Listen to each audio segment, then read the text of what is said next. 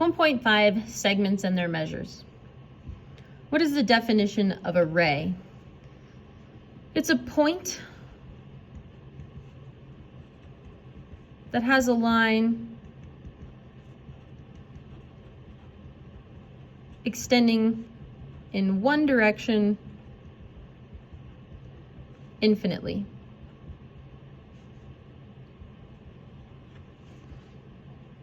The picture that goes with a ray is a point with a line that continues infinitely. You need two letters to notate it, so let's use A and B. And then the notation is two letters, A and B, and then you make a ray on top of it. A segment is a part of a line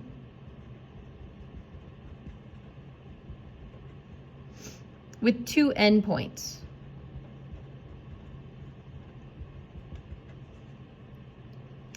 So our typical picture, you have an endpoint, extends to a second endpoint, it stops, there's no arrows.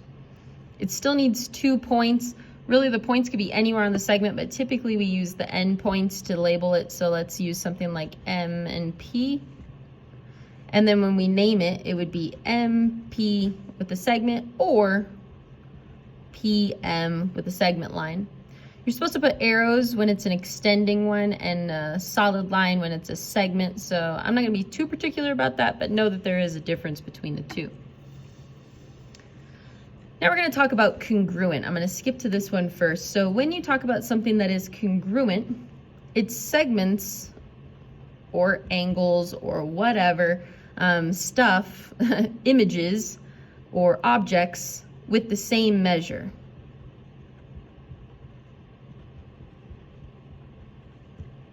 The symbol for congruent is an approximation symbol with 2 equals below it. Segments or triangles or angles or any objects with the same measure can be considered congruent. When you're talking about congruent, you're talking about a concept. So for example, identical twins. In concept, they are identical. They are supposed to look exactly the same, be exactly the same, but how do you know that they are not just congruent? You measure their DNA. Then you come over here and you actually know for sure that they are equal. So concepts come first, and then measures come second. So measures of a segment specifically are the length. And when you start talking about the length of a segment, you drop the segment symbol on the top when you're doing the notation part. So for example, the measure, little m stands for measure, of AB is equal to AB with no segment marking on the top. So if we wanted to talk about this in a diagram, if I had segment PQ and I had segment AB, the first thing that we would want to do is announce to the world that these are in concept the same size. So I would use a tick mark on both of those to say that they are congruent. So now PQ is congruent to AB.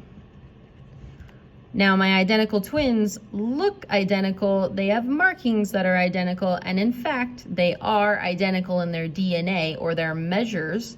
So now PQ does equal AB, not just congruent, but they are in fact equal. I really should put, I forgot those, I'm sorry. So PQ is congruent to AB, but PQ is now equal to AB. So be careful with your congruent symbol and your equal symbol. I will be particular about that piece, the congruent symbol or the equal symbol. So what is the difference again between congruent and equal?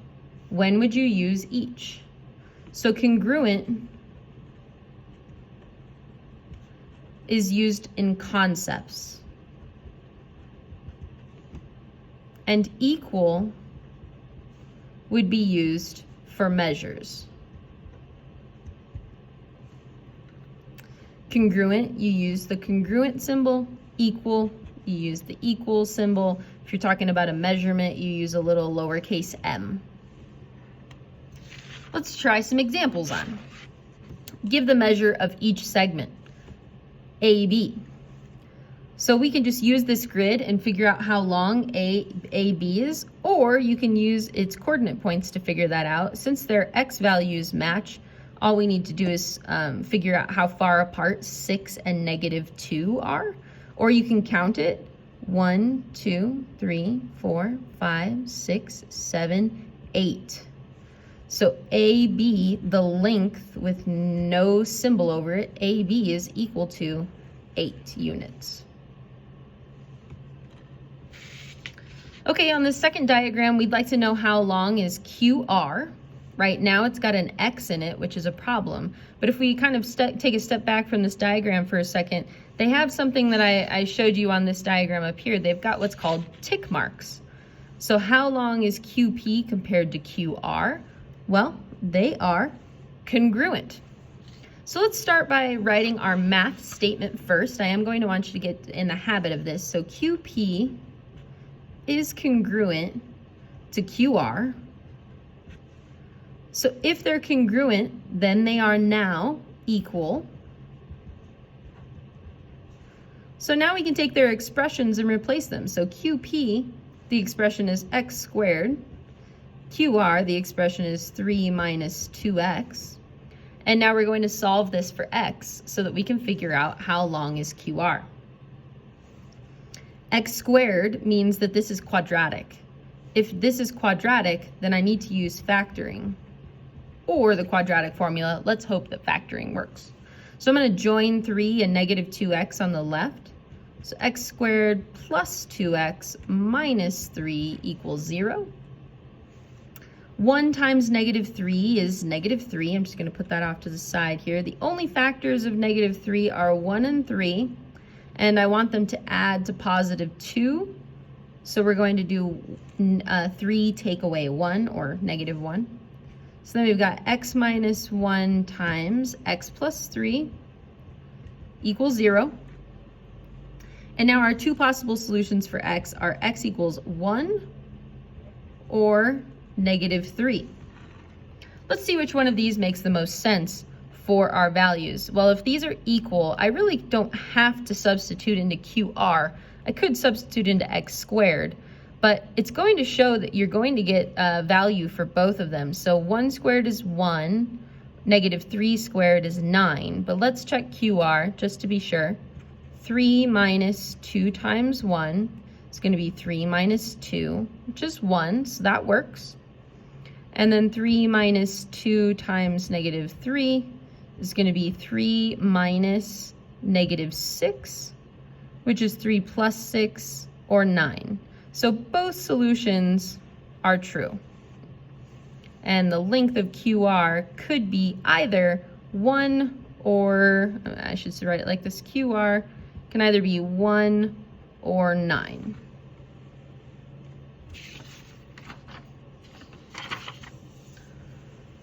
Let's change gears to segments. This is something called the segment addition postulate. The picture looks like this. You start with a segment, and there's going to be a point between the two endpoints. I usually offset it to the left just out of habit. You could offset it to the right, but whatever you do, don't put it in the middle, because we're not talking about a middle point. We're just talking about between. So I'm going to label this A, B, C. So point B is between A and C. And note that this full length is called AC. This length here is AB, and that length there is BC. The statement is if point B is between A and C, then A to B, AB, then plus B to C. If you add those together, then you get the whole length of AC. Part plus part equals whole. This is called the segment addition postulate. We will very often shorthand that to SAP. You're allowed to use that shorthand if you like. Given that point B is between A and C, AB is this, BC is this, and AC is this, we want to find X, AB, and BC. First thing I recommend you do is draw a diagram. Point B is between, somewhere between. Let's offset it to the right this time, just not in the middle. Anything but the middle. AB is X plus 3, BC is 4X plus 7, and A to C is 20. So then to find X, we're going to use this pattern. Get used to writing the geometry statements first and then filling it in with your letters second. So AB plus BC equals AC. AB is X plus 3. BC is 4X plus 7 equals 20. And now we can solve for X. X and 4X makes 5X's. 3 and 7 make 10 equals 20. Subtract 10 on both sides and we get 5X equals 10. So X equals 2. Now we can substitute those back in for each expression to find these lengths. So X equals 2 is our answer here. Find AB. So AB equals X plus 3, which is now 2 plus 3, which is 5. BC is 4X plus 7, which is 4 times 2 plus 7, which is going to be 8 plus 7, which is going to be 15. And 15 plus 5 is 20, so this works. Find each length, PQ and AC. These tick marks on the diagram, very important tick marks, mean that each of those segments are congruent. So if this length of BQ is 5, then PQ is also 5. AC is this full length down here. Well, if this is 5, then that tick mark means this is 5 and this is 5. So 5 plus 5 plus 5, so AC equals 15. Sketch the following. EF, segment EF is congruent to GF. So here's EF. And then I can draw GF however I want, not connected to it. And then how do you announce to the world that those are congruent? We use the tick marks. If those are congruent, they are also equal. Point Y is between Q and R. Segment Q and R, and point Y is between, not in the middle, but between. And then there's one more. Ray AB and ray AC intersect at point A. So ray intersect ray, and they intersect at point A. So now we can label the rest ray AB and ray AC. Thank you.